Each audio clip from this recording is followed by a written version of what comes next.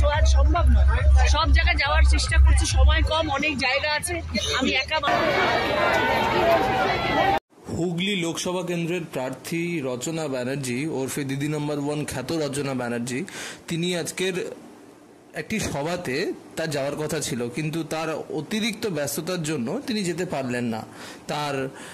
তার জন্য প্রচার হয়েছে, সেখানকার মানুষজন প্রচার করেছেন যে রচনা ব্যানার্জি আসবে। স্বাভাবিকভাবেই যেহেতু মানুষ তাকে টিভির পর্দায় প্রচুরবার দেখেছেন, তো তার জন্য একটা আলাদা এক্সাইটমেন্ট কাজ করেছে। তো সেখানে শেষ মুহূর্তে তিনি জানাচ্ছেন যে তিনি যেতে পারবেন না, এবং তিনি আবার বলছেন যে জমায়েত হয়ে গেছে ওখানে, আজ প্রচারের দিনই নয়, প্রচার অন্য সময় করার কথা ছিল, ওখানে লোক বেশি হয়ে দাঁড়িয়ে রয়েছে।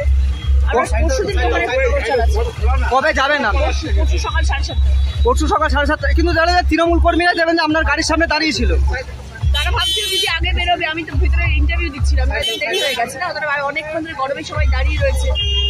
সবসময় তো আর হ্যাঁ, তো সবসময় মানুষের পাশেই তো আছি এবং তাদের জন্যই সারাক্ষণ প্রচার করছি। তো সেই জন্য তাদের জন্য আবার আমি 7:30-র সময় আসবো, আজকে তাদের সময় ছিল। অনেক তৃণমূল কর্মী হতাশ হয়েছে। কিচ্ছু হতাশ হওয়ার কারণ নেই, কারণ সবাইকে তো মন পুরো করে চলা সম্ভব নয়। সব জায়গায় যাওয়ার চেষ্টা করছি, সময় কম, অনেক জায়গা আছে, আমি একা মানুষ, সব জায়গায় প্রচার করছি। তো ন্যাচারালি যাদের কাছে পৌঁছতে পারছি তারা কষ্ট পাচ্ছে, সবার কাছে পৌঁছানোর চেষ্টা করছি। জিপিতে আজকে রচনা ব্যানার্জি যাওয়ার কথা ছিল 5:30টায়, কিন্তু আজকে উনি যেতে পারছেন না। একটা অল ইন্ডিয়া প্রেস কনফারেন্স ছিল, উনি নাকি তার জন্য ব্যস্ত ছিলেন, সেই জন্য উনি আমাদের জিপি আজকে অ্যাটেন্ড করতে পারলেন না। সেই জানিয়ে আজকে হড়াল বেরিয়ে গেলেন। তো আপনারা চেঁচামেচি করার কারণ কি? চেঁচামেচি করেন, আমাদের জবাব দিতে হবে তো। আজকে যে প্রত্যেকটা মানুষের কাছে আমরা গেছি যে আজকে আসবে, আমরা প্রচার করেছি, আজকে মাইকিং হয়েছে, তাদের কাছে আমরা কি জবাব দেবো? আজকে যখন প্রচারে যাব তখন আমরা কি জবাব দেবো?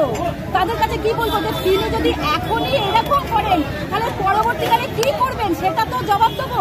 তাদের কাছে কি জবাব দেবো বলুন? অত্যাধিক সবার তো মন রেখে চলা সম্ভব নয়। তো অত্যাধিক যদি মন আপনি নাই রাখতে পারেন, তাহলে আপনার প্রার্থী হিসেবে ভূমিকাটা কোথায়? এবং ওখানে অনেকবার দাবি করা হচ্ছে যে ভোটের আগেই যদি এদেরকে দেখতে পাওয়া না যায়, তাহলে ভোটের পরে কি দেখতে পাওয়া যাবে? তো এটা তো স্বাভাবিকই প্রশ্ন, তাই না? আজকে ভোটের আগে তিনি প্রচার করছেন, এত প্রচার করছেন, একটা মানুষ হিসেবে বারবার বিভিন্ন জায়গায় যাওয়া সম্ভব না, বিভিন্ন কথা বলছেন, তারপরেও তিনি বলতে চাইছেন যে তার ভোটের আগে সব জায়গায় পৌঁছানো সম্ভব নয়। তো তাহলে